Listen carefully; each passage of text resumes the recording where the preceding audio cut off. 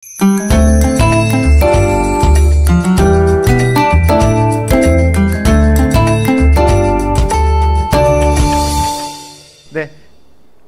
수시 지원에서의 유의사항이라는 주제를 가지고 여러 가지 좀 말씀을 한번 드려보도록 하겠습니다. 그래서 대학 입학 전형 기본사항에 나와 있는 가장 좀 뼈대가 되고 토대가 되는 내용. 그래서 다시 말씀드리지만은 오늘 내용은 정말 어이없는 실수들이 있는 경우들이 굉장히 많습니다. 그래서 제가 대학에서 근무하면서 직접 겪었던 또는 주변에서 이야기로 들었던 여러 가지 내용들을 위주로 해서 실전의 경험을 위주로 해서 좀 설명을 드려보도록 하겠습니다. 먼저 대학 입학 전형 기본사항과 관련된 내용입니다. 수시, 정시 모집 이렇게 두 번으로 나뉘어서 운영된다는 건 다 알고 계실 거라고 생각을 하고 있고요. 그래서 수시는 9월에, 정시는 12월에 주로 이루어집니다. 그래서 9월 수시 모집에는 주로 학생부 교과와 종합, 그 다음에 논술에서 이 세 개 전형이 주로 운영되고 12월에 정시 모집에는 수능 중심의 전형이 이루어지고 있습니다. 그래서 9월에는 근데 이제 기억하시나요? 옛날에는 막 무제한으로 지원할 수 있었던 거 아시나요? 한 20년 전, 15년 전. 이게 6회 제한이 언제 생겼죠? 갑자기 또 기억하려니까 기억이 안 나요. 제가 입학사정관 이후에 생겼거든요. 그러니까 2011년, 12년 정도로 제가 11년, 10년, 11년, 뭐 12년 이제 그 사이로 기억을 하는데요. 그 이전에는 진짜 어떤 일이 가능했냐면요. 원서 20장, 30장까지도 썼었어요.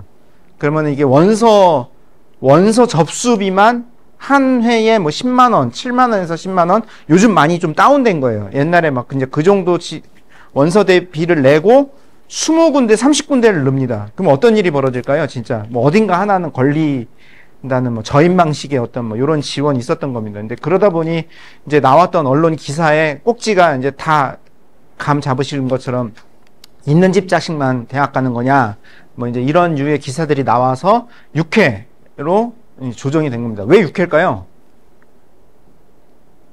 근거는 없습니다. 7회는 너무 많고 5회는 좀 적은 것 같고. 진짜로, 실제로. 네, 그런 이유로. 그러면은 지금 통계를 내보면 애들이 수시에 6장을 전부 다 쓸까요? 그러지 않습니다. 통계를 내보면 4점 몇 회로 4.4회에서 4.6회입니다. 근데 이거는 이제 이게 통계의 함정인 거죠. 어떤 학생들 같은 경우는 또는 어떤 누군가는 한두 군데밖에 원서를 못 쓸 수밖에 없는 그런 경우도 있거든요. 근데 요게 지금 다 통계로 잡아서 무조건 그 지원 인원 전체로 나누기를 하다 보니 이제 그 정도. 근데 일반적인 학생이다라고 생각하면 6회를 쓴다. 그렇게 생각하시면 될 것 같습니다. 그 다음에 정시 모집에는 가나다 3개 군으로 나뉘어져 있고요. 이미 모집 요강에서부터, 아니 기본 계획에서부터 이 대학의 이 모집분의 이 학과의 몇 명은 가군으로 선발합니다. 나군으로 선발합니다. 다군으로 선발합니다. 이미 다 발표를 합니다. 그래서 가군에 2개를 못 쓰는 거고요. 나군에 2개를 못 쓰고, 그렇게 해서 정시에는 군별로 3번을 쓸 수 있습니다. 보통은 다 수시, 정시 모집 이 2가지만 알고 있는데요. 추가 모집이라는 게 있습니다. 혹시 추가 모집이라고 들어보셨나요?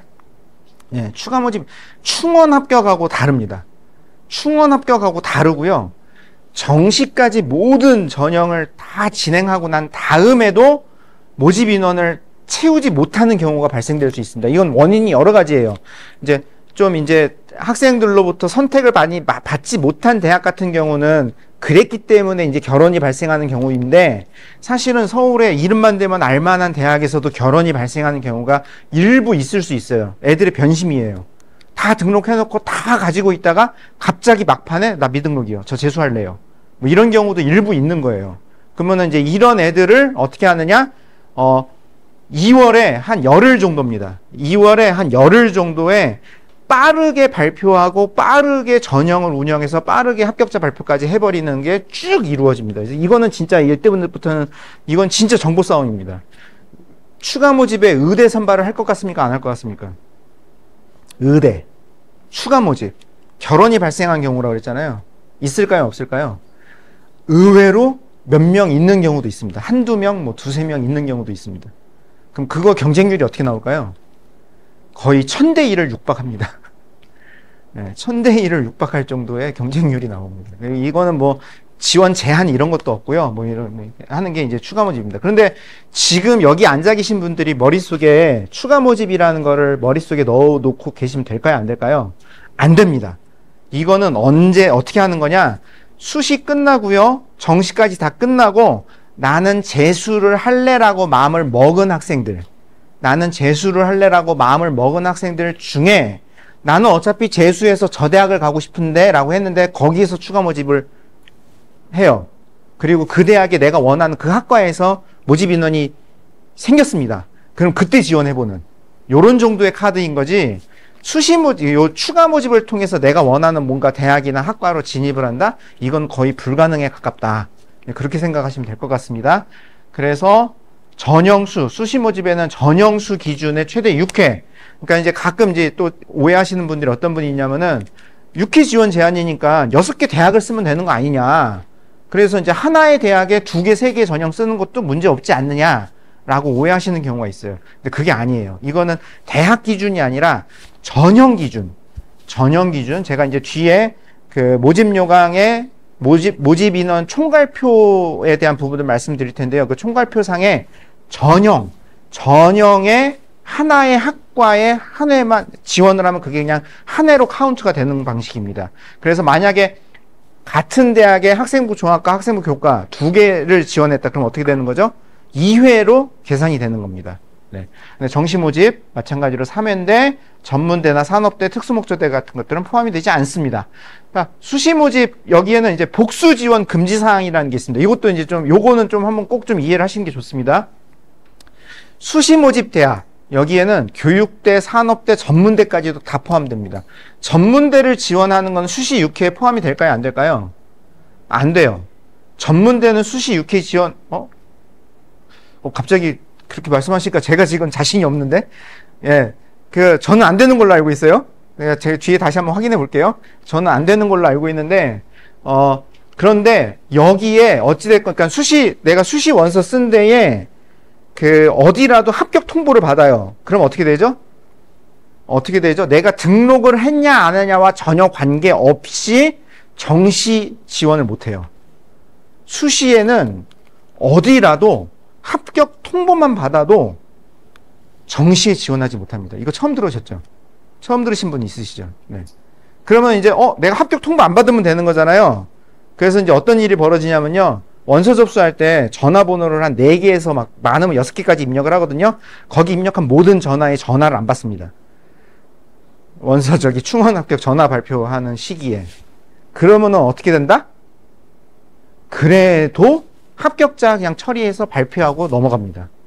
다음 순번으로 넘어갑니다. 그래서 수시 원서 쓸 때는 굉장히 좀 신중하게 쓰셔야 되는 겁니다. 그러니까 이 맥락 때문에, 이 논리 때문에 어떤 말이 생기는 거냐? 수시 납치라는 말이 생기는 거예요. 그러면은 이 수시 납치, 수납이라고 하는데, 이 수납을 걱정하는 학생들은 어떤 학생들? 정시에서 자기 생각보다 훨씬 높은 성적을 받은 학생들. 그러니까 나는 정시를 통해서, 수능을 통해서 내가 원하는 희망대학을 충분히 갈 수 있다라고 생각하는 학생들이라면은 수시에 원서 쓸 때 적정 라인을 적절하게 잘 설정을 해야 된다는 겁니다. 그러니까 이건 등록 포기와 전혀 상관이 없습니다. 수시의 특징은 정시입니다. 모집군이 같은 대학 또는 모집 단위 간에는 복수 지원은 불가능해요. 근데 가군, 나군, 다군 3개로 설정되어 있다고 얘기했으니 결국은 어쨌든 3번의 기회가 있는 겁니다. 전통적으로는 다군에 성적이 좀 나오는 학생들은 쓸 대학이 있었어요? 없었어요? 없었습니다. 대부분 주요 대학들이 가군과 나군으로 분할해서 가군, 나군으로 왔다 갔다 하면서 정시의 모집 인원들을 설정을 했었던 거예요. 그런데 최근에 이 무전공 요게 지금 만들어지면서, 그러니까는 다군의 최고 학과가 중앙대였어요. 중앙대 경영, 중앙대 간호, 뭐 요런 게 일부 인원이 있었습니다. 그래서 거기는 충원율이 어떻게 될까요? 충원율이 뭐 400%, 600%. 10명 뽑는다 그러면은 아닌데, 그거 훨씬 더 되는데? 몇백 명이 빠져나갑니다. 그럼 얘네들이 전부 다 왜 그런 거죠? 간하군 쓰고 혹시 몰라서 다군을 쓰는 거예요. 근데 다군에 쓸 수 있는 대학이 그거밖에 없는 거예요. 이런 일이 있었던 거예요. 그런데 최근에 이제 이 무전공 때문에 지금 이제 다군의 이제 최고로 지금 성대, 예, 그다음에 한양대 일부 뭐 이제 이렇게 지금 이제 다군으로 좀 이렇게 막 지금 들어오는 지금 그런 지금 모습으로 지금 운영이 되고 있습니다. 추가 모집입니다. 이거는 그러니까 정시에 합격을 해도 추가에 지원할 수는 있는데 문제는 추가 모집의 인원을 발표하기 전에 내가 등록을 포기한 학생이어야지만 지원할 수 있어요. 그 추가 모집의 인원이 발표가 됐는데 그 이후에 포기하는 학생은 지원 불가능합니다. 네, 이렇게 지금 설정이 되어 있는 겁니다. 그리고 그래서 이거는 4년제 정시 등록 포기자 충원 합격 등록 마감일 16시까지 여기까지 포기한 학생들만 지원할 수 있고요. 그 다음에 산업대학, 전문대학 정시 모집 합격자는 등록 여부 상관없이 추가 모집에 모두 다 지원할 수 있습니다. 그러니까 2월 말에 마지막 한 열흘 사이에도 굉장히 급격하게 막 이런저런 어떤 이동이 막 이루어지고 있다라고 보시면 됩니다. 복수 지원 금지, 지원 횟수 제한 예외대학입니다. 특별법에 의해 설치된 특수대학들입니다. 그러니까 이거는 교육부 소속의 대학이 아니라고 생각하시면 됩니다. 그러니까 이런 사관학교들, 경찰대, 그 다음에 과학기술원들, 전국에 퍼져 있는 과학기술원들이 대부분 여기에 해당이 됩니다. 근데 여기서 딱 하나, 뭐가 여기에 제외돼 있어요? 포스텍. 포항공과대학은 6회 지원 제한에 카운트가 됩니다. 네. 그것만 됩니다. 네, 그런 거 정도 확인하시고요. 그 외 나머지 이런 한국예술종합학교, 한국전통문화대학교, 방통대 같은 경우도 전부 다 그 6회 지원 제한에 카운트되지 않는 대학이라는 거. 그 다음에 산업대와 전문대 등도, 네, 전문대 포함 안 됩니다. 6회 지원에. 앞에서 제가 좀 왔다 갔다 했는데요. 네, 6회 지원에 제한, 해당되지 않습니다. 그 외에 이런 산업대, 전문대, 전공대학, 그 다음에 한국농수산대학, 폴리텍대학, 이런 대학들은 6회 지원 제한 카운트에 되지 않는다라는 거 기억하시면 될 것 같습니다. 이중등록 금지입니다. 모집 시기별로 지원해서 입학할 학기가 같은 2개 이상의 대학에 합격할 경우, 그러니까 이게 모집 요강에 나와 있는 용어들이 좀 되게 딱딱하죠. 그리고 이게 정확하게 뭘 의미하는 건지 한눈에 딱 알아보기가 좀 쉽기 어렵죠. 그래서 그런 건데요.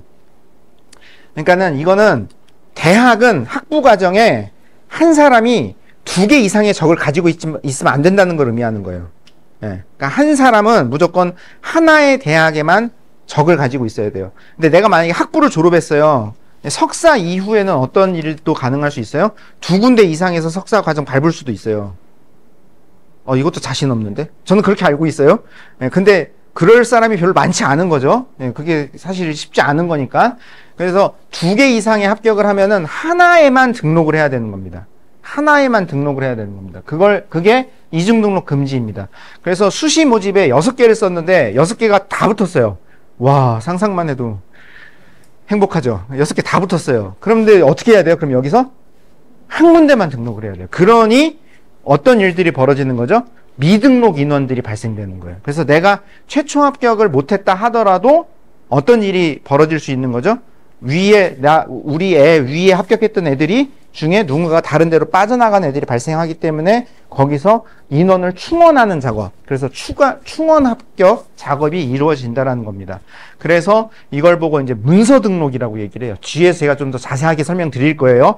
문서 등록 또는 예치금을 통해서 다수 대학에 등록한 자는 위반자로 처리가 됩니다. 이게 하루 단위로 위반자가 검색이 돼요. 하루 단위로. 뒤에 다시 설명드릴 거예요. 그래서 이게 만약에 발각이 되고 이게 강한 고의성이 있다라고 판정이 되면은 앞에 있는 모든 합격한 거 다 취소시킬 수도 있어요. 네, 그러니까 이건 좀 주의하셔야 되는 겁니다. 조심하셔야 되는 겁니다.